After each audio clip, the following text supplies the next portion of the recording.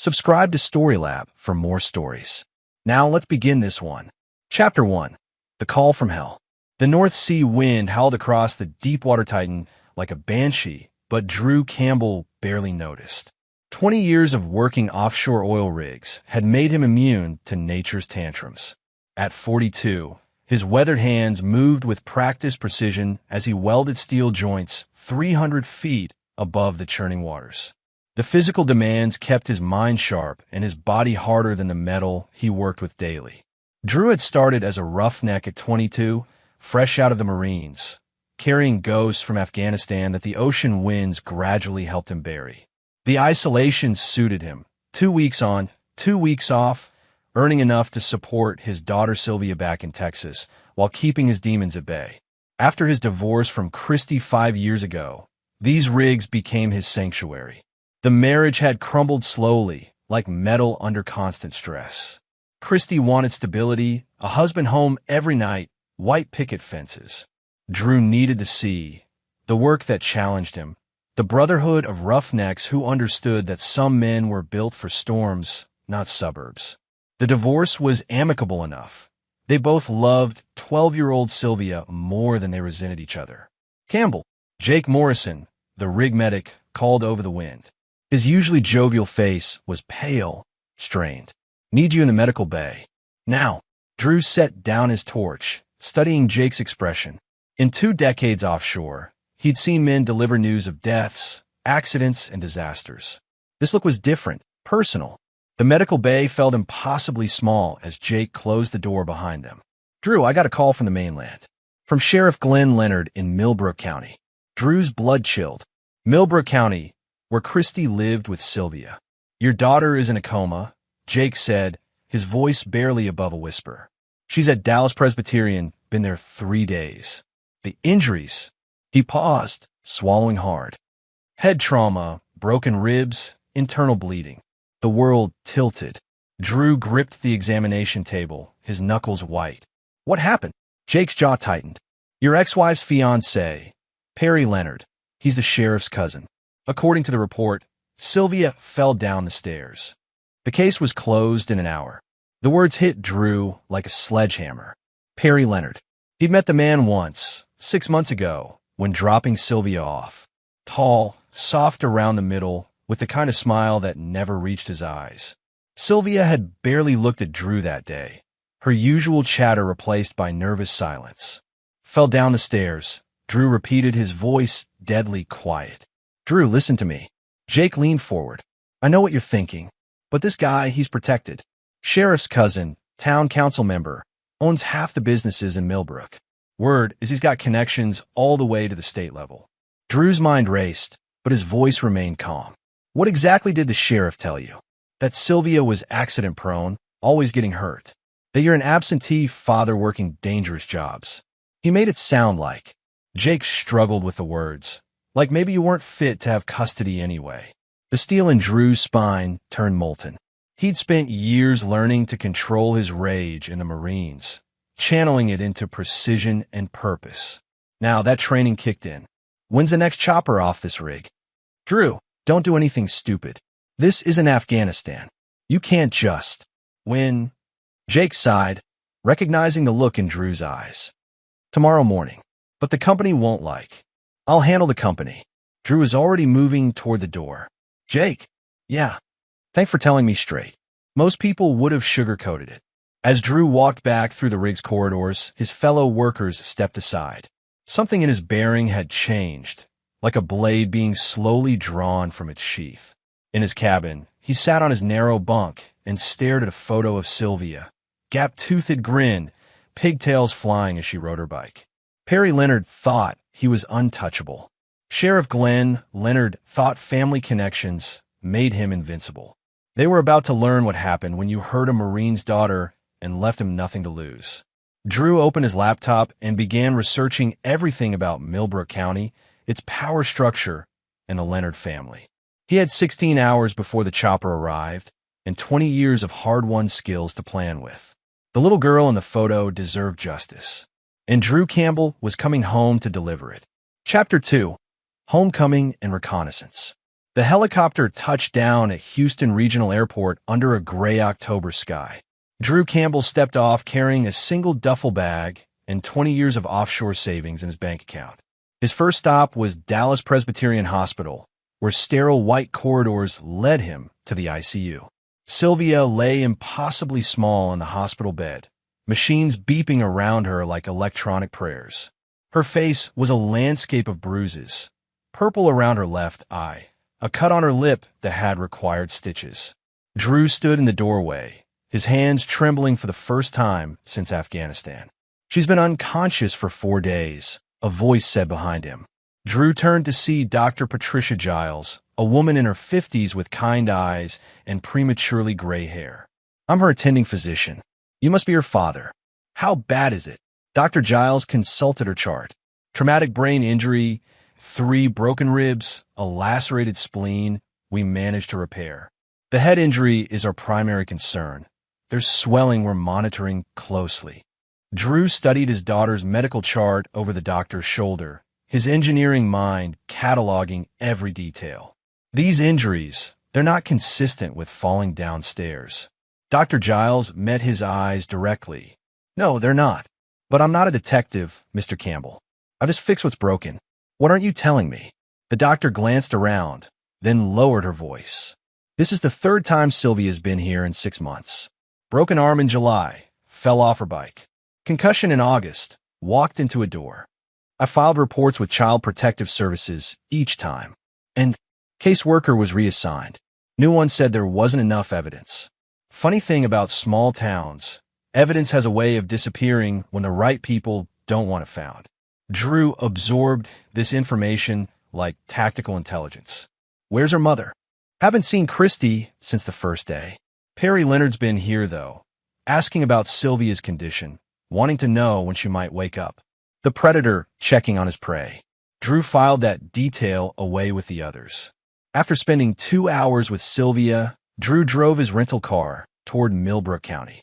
The town sat 90 miles southeast of Dallas, population 8,400, surrounded by cattle ranches and oil fields. It was the kind of place where everyone knew everyone, and family names carried weight across generations. Drew checked into the Millbrook Motor Lodge, a tired establishment that had seen better decades. The desk clerk, a weatherman named Carl Collier, sized him up with curious eyes. "You're Sylvia Campbell's daddy," Carl said. It wasn't a question. Word travels fast. "Small town. Heard about her accident. Real shame." Carl's tone suggested he knew more than he was saying. "You know Perry Leonard?" Carl's expression shuddered. "Everyone knows Perry. Owns the biggest auto dealership in 3 counties. Sits on the town council. Good man from a good family." The practiced response told Drew everything. Fear masquerading as respect. Drew spent the evening driving through Millbrook, mapping the town like a patrol route. Leonard Motors dominated Main Street, a sprawling complex of showrooms and service bays. Perry's house sat on Elm Street, a large colonial with expensive cars in the driveway. The sheriff's station was a modest brick building that shared a parking lot with the courthouse.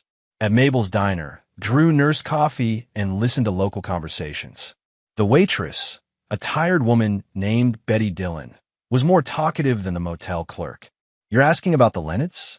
Honey, that family's run this town since my granddaddy's time. Old Glenn's been sheriff for 15 years. His daddy was sheriff before him.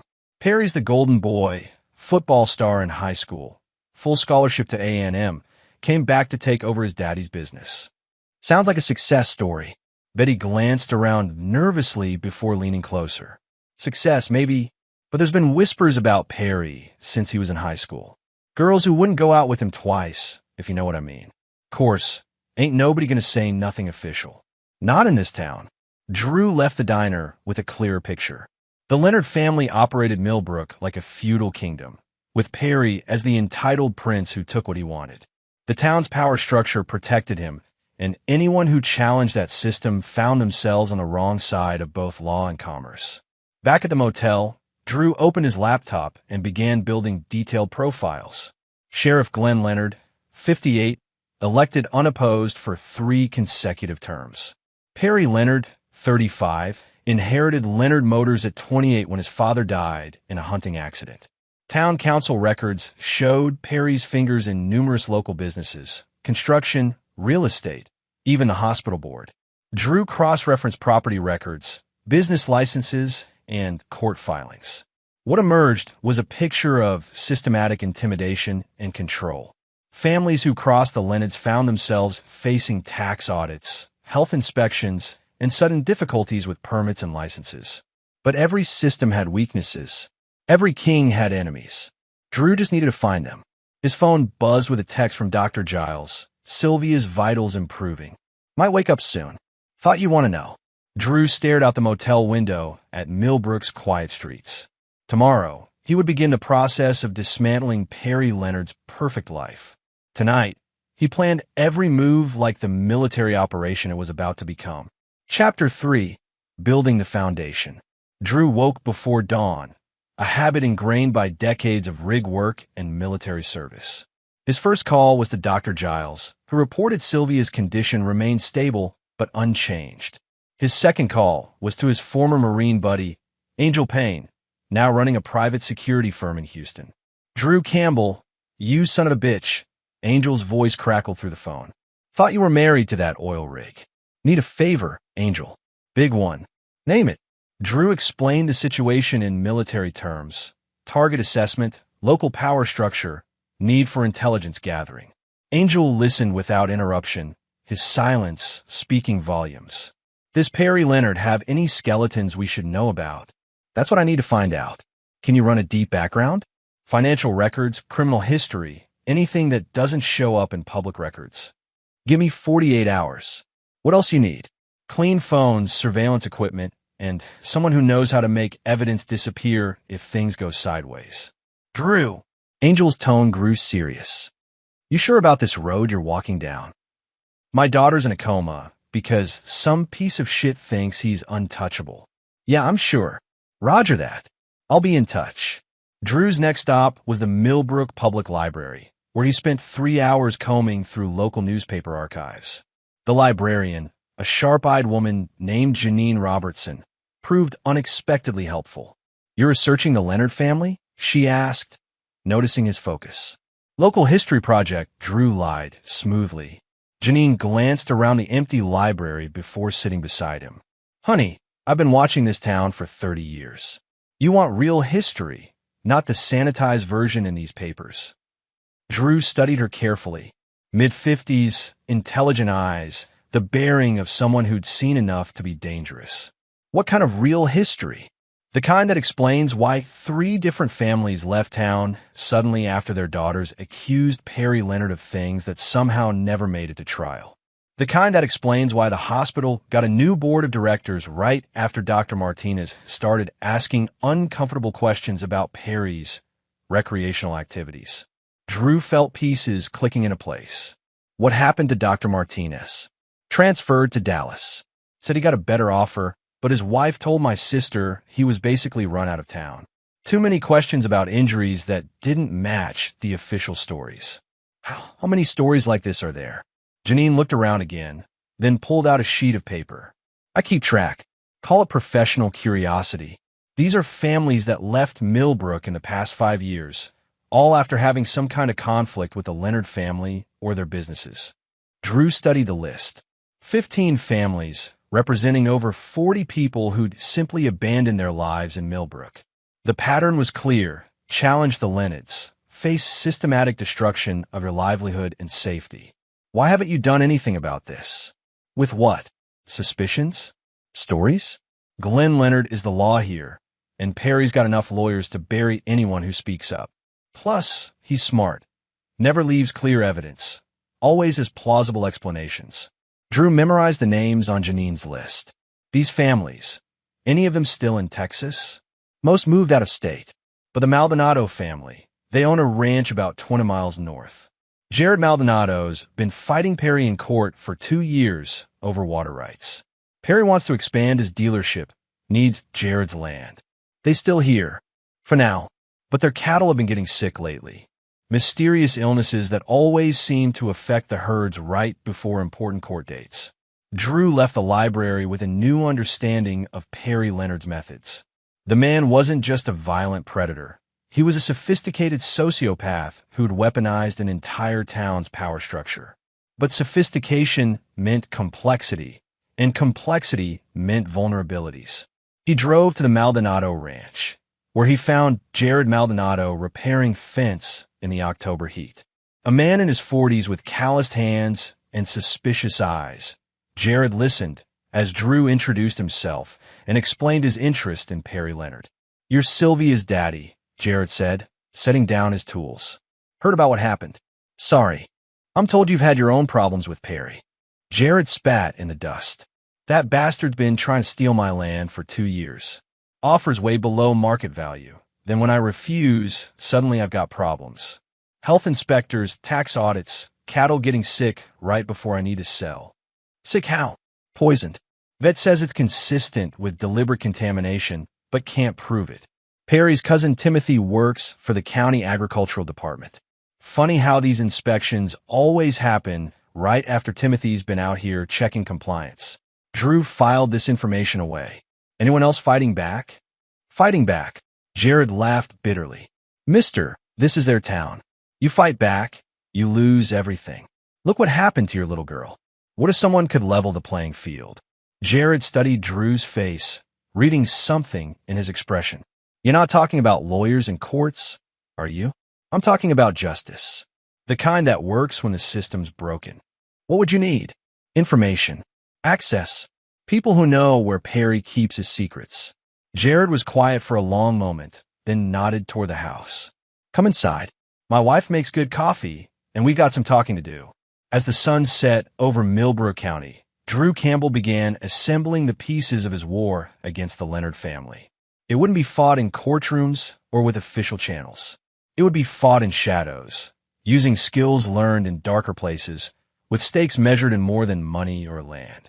Tomorrow, he would begin turning Perry Leonard's perfect life into his personal hell. Chapter 4. Gathering Intelligence.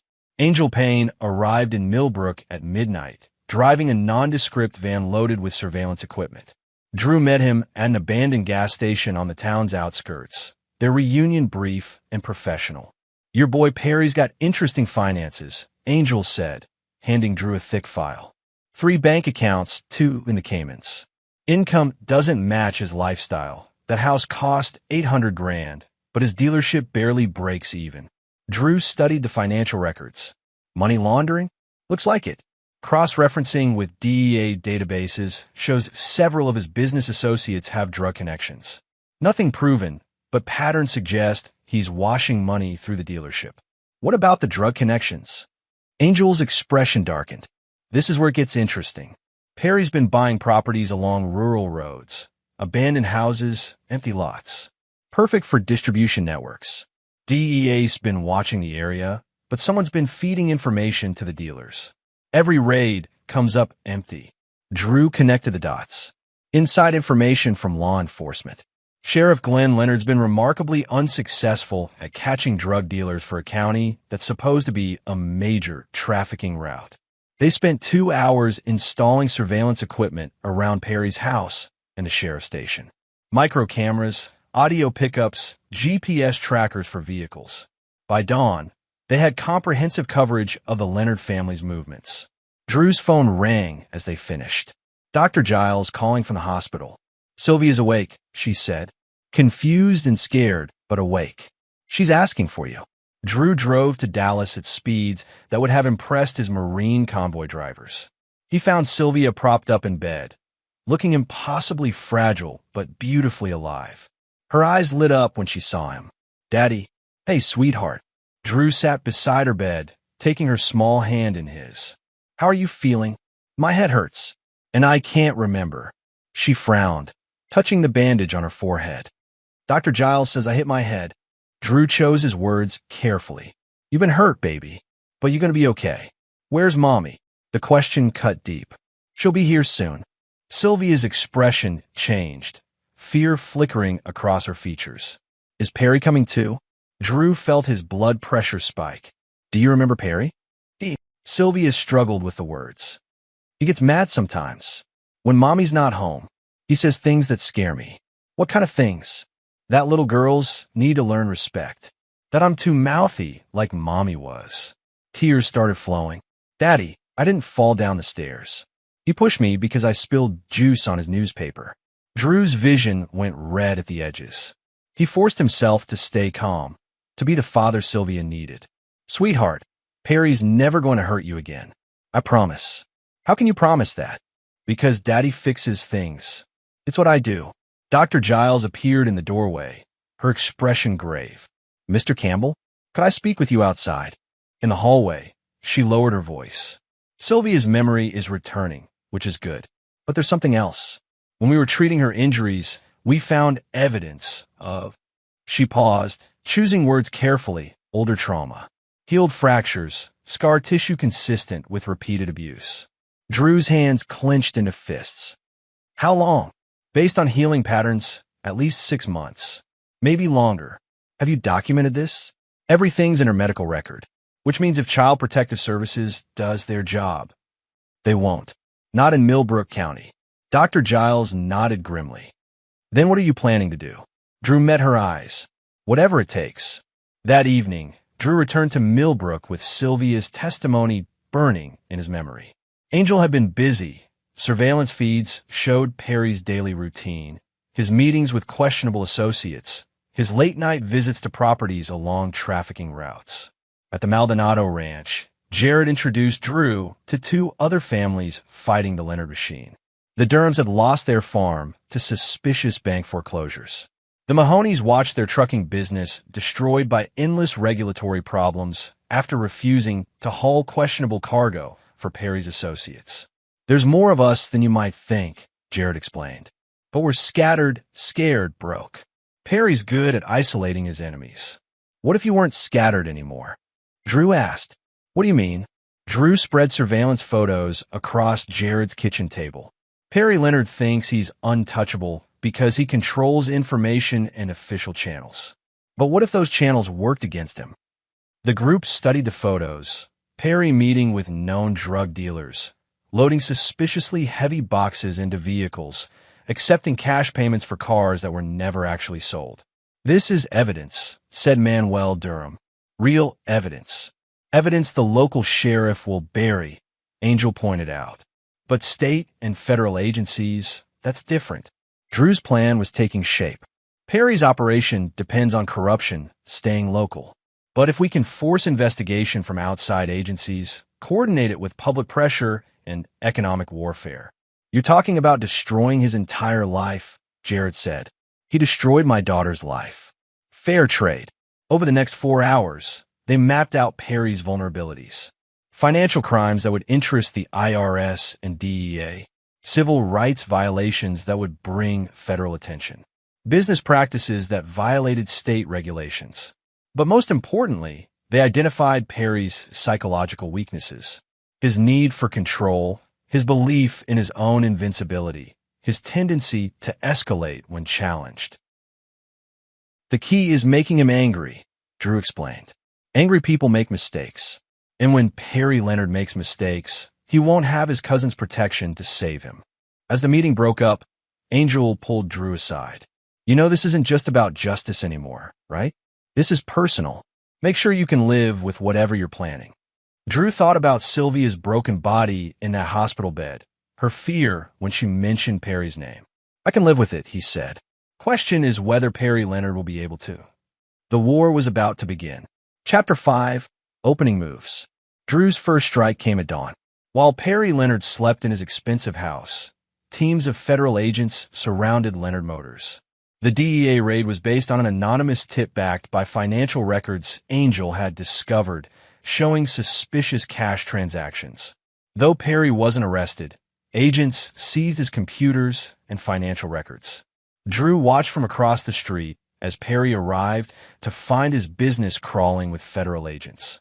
The man's face went through a spectrum of emotions, confusion, anger, then the cold calculation of someone used to controlling situations. Sheriff Glenn Leonard arrived within minutes, but federal jurisdiction meant he could only watch as his cousin's empire came under scrutiny. Drew captured it all on camera, noting how Glenn's hand moved instinctively toward his weapon before he controlled himself.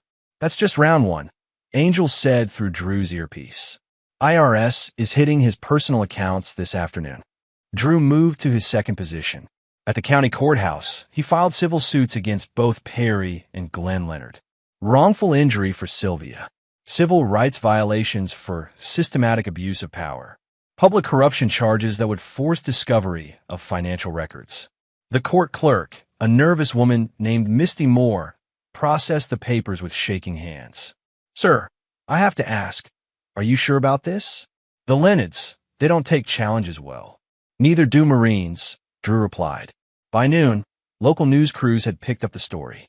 Drew's military background, combined with Sylvia's condition and the federal raids, created a narrative that resonated beyond Millbrook County. Camera crews gathered outside Leonard Motors, the sheriff's station, and the hospital where Sylvia was recovering. Perry's first mistake came at 2 p.m. Furious and desperate to regain control, he held an impromptu press conference outside his dealership. This is a witch hunt by a disgruntled ex-husband who can't accept that his daughter's accident was just that, an accident, Perry declared. "I've been nothing but supportive of Christy Campbell and her daughter. This man is using his child's tragedy to attack upstanding members of this community." Drew watched the press conference live, noting Perry's tells. The way his left eye twitched when he lied, how his voice rose when he felt challenged. More importantly, Perry had just publicly claimed innocence regarding Sylvia's accident, creating a legal record that could be used against him. "He's rattled," Angel observed. "Look at his hands." Perry's hands were trembling slightly, barely noticeable unless you knew what to look for. The first crack in his armor of invincibility. Drew's phone buzzed with a call from Jared Maldonado. "Drew, you need to see this." At the ranch, Jared showed Drew security footage from the night before. A pickup truck had driven slowly past the property 3 times, clearly conducting surveillance. "That's Perry's truck," Jared said. Timothy Leonard was driving. "He's escalating," Drew realized. "Feeling pressure, so he's reverting to intimidation tactics." "What do? We give him something bigger to worry about." Drew's next move targeted Perry's psychological pressure points. Using information from Janine Robertson's files, he reached out to families that had been driven from Millbrook. 3 agreed to return for depositions, providing sworn testimony about the Leonard family's pattern of abuse and intimidation. The stories painted a picture of systematic terror. Business owners forced to sell at below-market prices. Families facing mysterious health problems until they left town. Young women who'd been pressured into silence about Perry's aggressive behavior. Drew released these depositions to news outlets, creating a media storm that reached Dallas and Houston. National news picked up the story. Small-town corruption exposed after child abuse case. Perry's second mistake came that evening. Cornered by reporters outside his house, he lost his temper entirely. "These people are liars and cowards," he shouted. "They left town because they couldn't make it here. Now they're making up stories for money." Drew Campbell is a deadbeat father who abandoned his family for oil rigs. His daughter got hurt because no one was watching her. The outburst was pure gold. Perry had just accused abuse victims of lying for money while simultaneously victim-blaming a 12-year-old girl. The video went viral within hours. At the hospital, Drew found Sylvia watching the news coverage with Dr. Giles. "Daddy, why is that man saying mean things about you?" Sylvia asked. "Because scared people say stupid things, sweetheart." "Is he scared of you?" Drew considered the question seriously. "Yeah, baby. I think he is." Dr. Giles pulled Drew aside. "There's something you should know. Perry called here this morning, asking about Sylvia's visiting hours. When I told him she wasn't accepting visitors, he got very angry. Security had to escort him out. He came here, demanded to see her, said he was family, and had a right to check on her condition. It was disturbing." Drew felt the cold rage that had sustained him through combat missions. Perry wasn't just a predator. He was obsessed with maintaining control over his victims. "Double security on Sylvia's room," Drew instructed. "No one gets near her without my approval." That night, Drew reviewed surveillance footage from around Perry's house. The man was pacing, making agitated phone calls, clearly spiraling as his perfect life crumbled. Glenn Leonard visited twice, their conversations growing increasingly heated. "They're fracturing," Angel reported. "Glenn knows Perry's a liability now, but family loyalty's keeping him in the game. How long before one of them breaks? Perry's closer than his cousin. Sheriff's got more to lose, more self-control. But Perry, he's used to getting his way. This level of public scrutiny is new for him." Drew nodded, studying Perry's body language on the surveillance feeds. The man was a predator whose hunting ground had been invaded. Soon, he would make the kind of mistake that ended games permanently. The war was escalating exactly as Drew had planned. Chapter 6, Pressure Points. Sheriff Glenn Leonard arrived at Drew's motel room at 3 a.m., accompanied by 2 deputies. Drew was awake, watching surveillance feeds on his laptop. He opened the door wearing jeans and a t-shirt that showed the kind of muscle definition that came from decades of hard labor. "Mr. Campbell," Glenn said, his tone professionally neutral. "Need to talk to you about some harassment complaints." "At 3 in the morning? Small town. We keep irregular hours." Glenn's eyes flicked to the laptop screen, noting the multiple camera feeds. "Mind if we come in?" "Actually, I do. You got a warrant." Glenn's jaw tightened. "Don't need one for a friendly conversation." "Then we can have it right here." Drew stepped outside, closing the door behind him. The deputies flanked him, hands resting near their weapons. "Perry Leonard says you've been stalking him, taking pictures, harassing his employees." Drew smiled coldly. "Perry Leonard says a lot of things. Most of them lies." "You need to understand something," Glenn said, stepping closer. "This is my county. I've been keeping peace here for 15 years. Whatever problems you have with Perry, there are proper channels. Like the proper channels that closed my daughter's case in an hour." Glenn's mask slipped slightly. "Your daughter had an accident. Tragic, but accidents happen." "Funny thing about accidents," Drew said conversationally. "In the Marines, we learned to distinguish between accidents and patterns. Your cousin has an interesting pattern around young girls." "That's enough." Glenn's hand moved to his gun. "You're walking a thin line here." "Am I?" Drew's voice remained calm, but his posture shifted subtly, weight balanced, hands loose. 20 years of combat training made itself known. "Because from where I stand, it looks like you're threatening a victim's father on behalf of his abuser." The 2 deputies exchanged glances, suddenly aware they were dealing with someone far more dangerous than the grieving father they'd expected. Glenn stepped back. "This conversation's over." "But Mr. Campbell, accidents can happen to anyone, even Marines." As the patrol cars drove away, Drew activated his recording equipment. The entire conversation had been captured in high definition, including Glenn's barely veiled threats. Angel emerged from his shadows near the motel. "Subtle as a brick, that one. They're getting desperate." "Good. What's next?" Drew checked his watch. Perry's morning routine. He stops at Mabel's diner every Tuesday for coffee. Time for a public conversation. At 8 a.m., Drew walked into Mabel's diner and sat at the counter. The breakfast crowd included several local businessmen, perfect witnesses for what was about to unfold. Perry arrived 10 minutes later, stopping dead when he saw Drew. Well, Perry said loudly. "If it isn't Millbrook's newest celebrity." Drew didn't turn around. "Morning, Perry. You know, I feel sorry for you," Perry continued, his voice carrying across the diner. "Must be hard, knowing your daughter got hurt because you weren't around to protect her." The diner went quiet. Everyone understood they were witnessing something significant. Drew slowly turned on his stool. "Funny you should mention protection. Been thinking a lot about that lately." "Have you now?" "Yeah, thinking about how real men protect children instead of hurting them." Perry's face flushed. "I don't know what you're implying, but I'm not implying anything. I'm stating facts. You put my daughter in a coma because she spilled juice on your newspaper. That's a lie." Drew stood, his presence suddenly filling the small diner. "Is it? Because Sylvia remembers. She remembers you pushing her down those stairs. She remembers you telling her that little girls need to learn respect." "You can't prove anything," Perry snarled, then immediately looked like he regretted the words. "Can I?" Drew pulled out his phone, showing the screen to the diner's patrons. Because the FBI is very interested in your financial records. The DEA wants to know about your late-night meetings with known drug dealers. And Child Protective Services just reopened their investigation into Sylvia's previous injuries. Perry's confidence cracked visibly. You're bluffing. Am I? Check the news at noon. You'll see the federal seizure notices for your offshore accounts. This was a bluff. The federal seizures were still pending, but Perry didn't know that. His face went pale, then red with rage.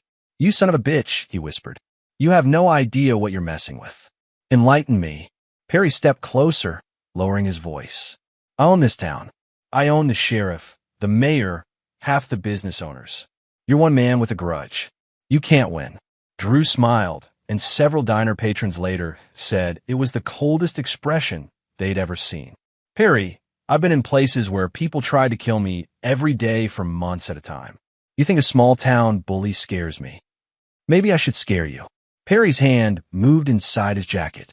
Drew's training kicked in. His hand shot out, grasping Perry's wrist with crushing force. I wouldn't if I were you. The silence in the diner was absolute. Perry's face went white as Drew's grip tightened. Here's what's going to happen, Drew said quietly. You're going to walk out of here. You're going to go home. And you're going to think very carefully about your next move. Because every threat you make, every intimidation tactic you try, just gives me more ammunition. Drew released Perry's wrist. The man stumbled backward, cradling his hand. This isn't over, Perry said. No, Drew agreed. It's not. After Perry left, the diner erupted in whispered conversations. Betty Dillon approached Drew with fresh coffee. Honey, you just painted a target on your back. Target was already there, Drew replied. Now everyone knows it.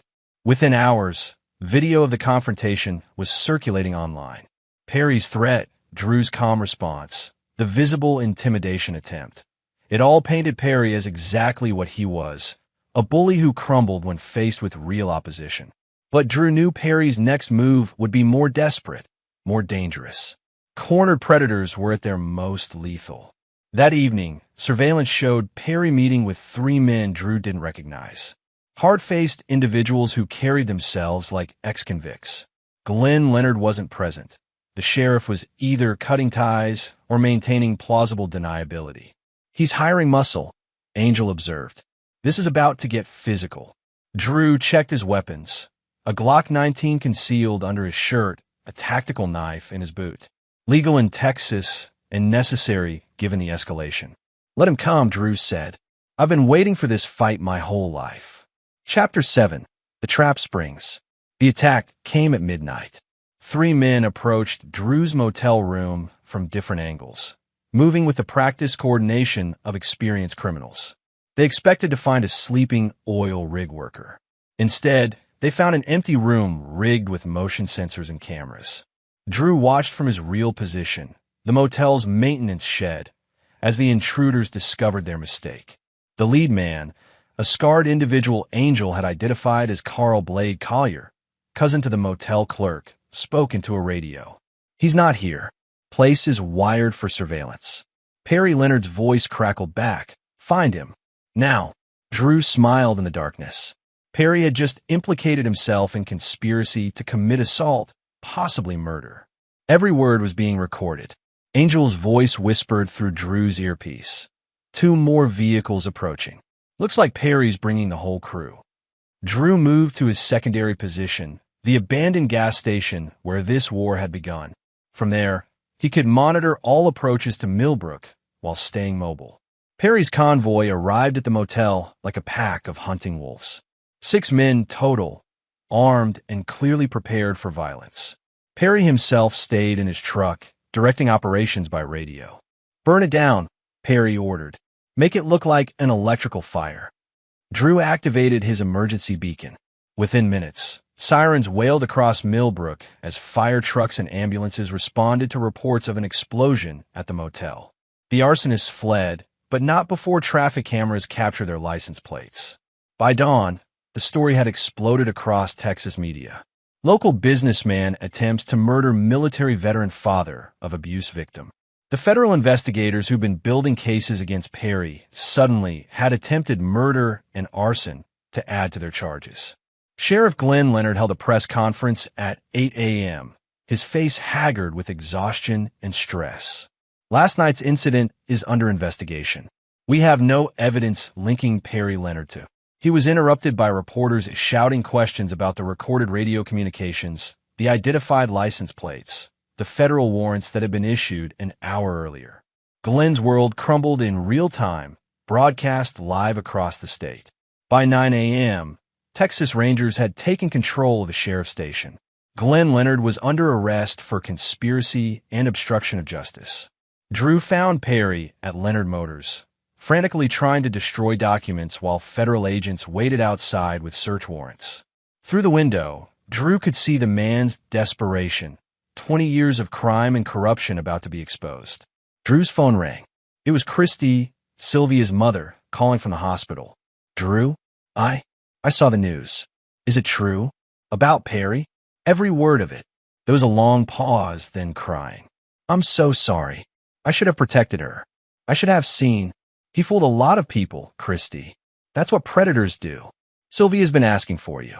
She's scared, confused about why Perry was on TV being arrested. I'll be there in 2 hours. Drew found his daughter sitting up in bed, watching news coverage with Dr. Giles. She looked small and vulnerable, but her eyes held new understanding. Daddy, did Perry really try to hurt you too? Drew sat beside her bed, choosing his words carefully. Perry's a bad man who hurt people because he thought no one could stop him. But you stopped him. We stopped him. All of us together. What happens now? Dr. Giles answered. Perry Leonard's been arrested on multiple federal charges. Sheriff Leonard, too. There's going to be a trial, and you might have to tell people what happened to you. Sylvia nodded gravely. Will you be there with me, Daddy? Every step of the way. Drew's phone buzzed with a call from Angel. You need to see this. The surveillance footage showed Perry's final mistake. Desperate and abandoned by his allies, he'd attempted to flee Millbrook with a truck full of incriminating documents and drug money. Texas Rangers had arrested him at a roadblock, finding enough evidence to put him away for life. But the most satisfying moment came from the holding cell cameras. Perry Leonard, stripped of his power and protection, was just another prisoner awaiting trial. The man who'd built his life on intimidating the vulnerable now faced his own vulnerability. Drew watched as federal agents led Perry through the courthouse in handcuffs. The crowd that gathered wasn't supportive. These were people Perry had terrorized for years, finally free to show their contempt. Among them stood Jared Maldonado, Manuel Durham, and dozens of others. Families that had been scattered by Perry's reign of terror were returning to reclaim their town. Justice, Angel said, standing beside Drew. Feels good, doesn't it? Drew thought about Sylvia's broken body, her fear, the systematic abuse that had gone unchallenged for years. It's a start, he replied. Chapter 8, Unraveling the Web. The federal investigation into Perry Leonard's criminal empire revealed a scope that shocked even Drew. What began as a case of child abuse had exposed a network spanning 3 counties, involving drug trafficking, money laundering, human trafficking, and systematic corruption reaching into state government. Drew sat in the FBI field office in Dallas, reviewing evidence with Agent Gabriel Manning, the lead investigator on the case. Your daughter's case was the key that unlocked everything, Manning explained. Perry's mistake was thinking local corruption could protect him from federal jurisdiction. The evidence was overwhelming. Bank records showing millions in laundered drug money. Surveillance footage of Perry coordinating with known cartel associates. Testimony from dozens of victims who'd been too terrified to speak before. What's his exposure? Drew asked. Federal RICO charges, drug conspiracy, money laundering, attempted murder, and about 30 counts of civil rights violations. He's looking at life without parole. And Glenn Leonard? 25 to 30 years. The corruption charges alone will end his career and pension. Drew studied photographs of the Leonard family's assets being seized. The house on Elm Street, Leonard Motors, investment properties, all forfeited under federal asset forfeiture laws. The family that had ruled Millbrook for 3 generations was being systematically dismantled. But the most satisfying development came from an unexpected source.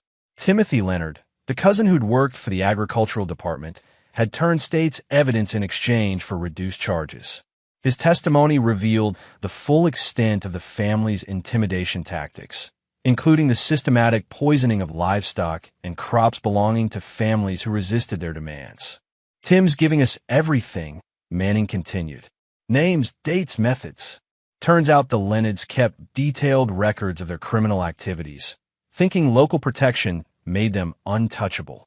Drew's phone rang. It was Dr. Giles calling with the news he'd been waiting for. "Sylvia's being discharged tomorrow. Full recovery, no lasting neurological damage. It's remarkable, really. She's tougher than she looks. She gets that from her mother," Drew lied. In truth, Sylvia had inherited her father's steel spine, his refusal to break under pressure. At the hospital, Drew found Sylvia packing her belongings with excited energy. Christy sat nearby, looking healthier than she had in months. The stress lines around her eyes had faded, replaced by something resembling peace. "Daddy, Dr. Giles says I can go home tomorrow." "That's right, sweetheart. Where do you want to go home to?" It was a loaded question. The house in Millbrook held traumatic memories. Christy's engagement to Perry was obviously ended. The family structure that had existed before was gone. "Can we live together again?" Sylvia asked with the direct honesty of a 12-year-old.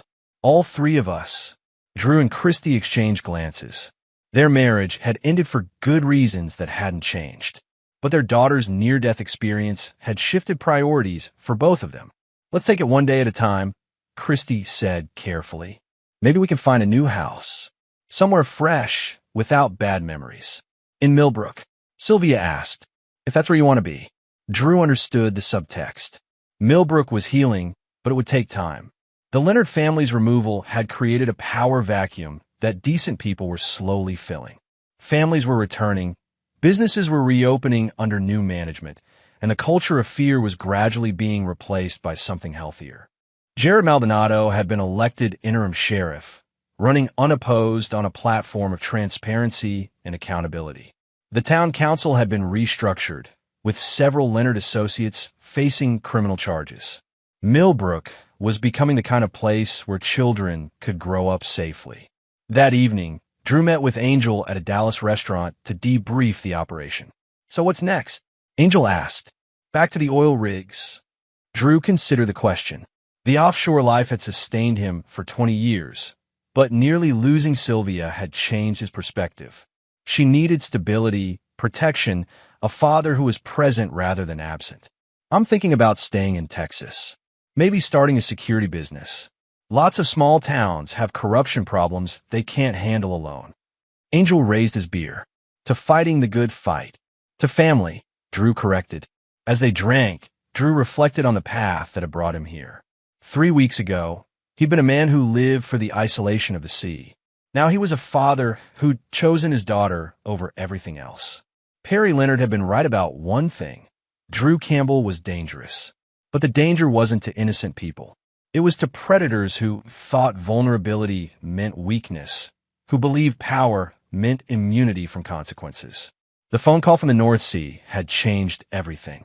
But it had also revealed who Drew really was beneath the oil-stained coveralls and offshore isolation. He was a man who protected his family, no matter the cost. Tomorrow, he would take his daughter home, not to the life they had before, but to something new and better, something worth fighting for. Chapter 9, New Foundations. 6 months later, Drew stood in the courtroom as Judge Catherine LeBlanc read Perry Leonard's sentence. Life imprisonment without possibility of parole on federal RICO charges, plus consecutive sentences for drug trafficking, money laundering, and attempted murder. The man who had once ruled Millbrook County through fear would die in federal prison. Perry's final moment of defiance came as deputies led him away in shackles. He turned to look directly at Drew, his eyes promising that somehow, someday, there would be consequences. Drew met his gaze without flinching. Some promises weren't worth keeping. Outside the courthouse, reporters clustered around Drew and Sylvia. His daughter handled the attention with remarkable poise for a 13-year-old, her recovery complete in every way that mattered. "How does it feel to know Perry Leonard will never hurt anyone again?" a reporter asked. "It feels like justice," Sylvia replied. But mostly it feels like we can move on now. Drew had prepared her for these questions, teaching her that strength wasn't about revenge. It was about healing and moving forward. She learned the lesson better than many adults. The Campbell family had indeed moved forward in ways Drew hadn't expected. He and Christy hadn't remarried, but they'd bought houses on the same street in Millbrook's restored downtown. Close enough for Sylvia to feel secure, distant enough to maintain healthy boundaries. Drew's security consulting business had grown beyond his expectations. Towns across Texas called when they faced corruption or intimidation they couldn't handle through official channels. He'd assembled a team of former military and law enforcement professionals who specialized in situations where the system had failed. Angel Payne had moved his company to Texas, establishing a partnership that combined Drew's investigative skills with high-tech surveillance capabilities. Together, they'd helped expose corruption in 7 counties, always working within the law, but using creative interpretations of what that meant. Campbell Security Solutions, their advertisements read, "When a system fails, we don't." The irony wasn't lost on Drew that his attempt to save his daughter had revealed his true calling. He'd spent 20 years running from conflict, finding peace in isolation. Now he'd found peace in fighting for justice. Sylvia had started high school in Millbrook, where she was known as the girl who'd brought down the Leonard crime family. Instead of making her a target, it made her a symbol of resistance to bullying and abuse. She'd started a peer counseling program for abuse victims, showing the same courage her father demonstrated in darker arenas. On a warm October evening, exactly 1 year after that phone call on the oil rig, Drew sat on his porch watching Sylvia practice soccer with friends. Christy joined him, carrying 2 beers and wearing the relaxed expression of someone whose nightmares had finally ended. "Any regrets?" she asked. Drew considered the question seriously. His old life was gone. The solitude, the simplicity, the ability to disappear and to work for weeks at a time. In its place was complexity, responsibility, and constant awareness that people depended on him. "None," he said finally. "Even about the violence? Angel told me some of what you've had to do in other cases." Drew's work often required methods that existed in legal gray areas. Surveillance that bordered on stalking. Psychological pressure that some might call harassment. Investigations that sometimes ended with evidence appearing in prosecutors' offices through unofficial channels. "Bad people do bad things because they think good people won't stop them," Drew said. "Sometimes the only way to stop them is to be scarier than they are." That's a dangerous line to walk. Yeah, but someone has to walk it. A car pulled up, Angel arriving for their weekly strategy meeting. He carried a file folder and wore the expression that meant business. "New case?" Christy asked. "Small town near Austin," Angel confirmed. "Police chief's been covering up sexual assaults by his nephew. Family's getting the runaround from state authorities." Drew studied the file's contents. Another family in crisis, another system failure, another opportunity to prove that justice didn't always wear a badge. "When do we start?" he asked. As the sun set over Millbrook, Drew reflected on the path that had brought him here. A year ago, he'd been a man hiding from the world on an oil rig. Now he was someone who ran toward danger when innocent people needed protection. The phone call from the North Sea had changed everything. It had forced him to choose between safety and family, between isolation and responsibility. The choice had cost him his old life, but given him something infinitely more valuable: purpose. Perry Leonard had been wrong about one crucial thing. Drew Campbell wasn't just one man with a grudge. He was a father who discovered that some fights were worth everything, and that sometimes the best way to protect your family was to protect everyone's family. In a few days, he would travel to Austin to help another family facing systemic corruption and abuse. He would use every skill learned in 2 decades of military service and offshore survival. He would work outside official channels when necessary, within them when possible, and always with the knowledge that predators only stopped when someone forced them to stop. Sylvia scored a goal and looked toward the porch, waving at her father with the unconscious confidence of a child who knew she was protected.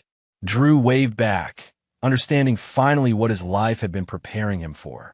Not all warriors fought on foreign battlefields.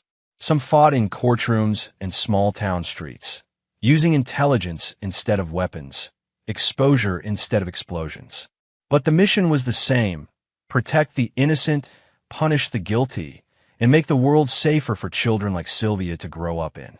Drew Campbell had found his war, and he was winning it one family at a time. This is where our story comes to an end. Share your thoughts in the comments section. Thanks for your precious time. If you enjoyed this story, then please make sure you subscribe to this channel. That would help me a lot. Click on the video you see on the screen, and I will see you there.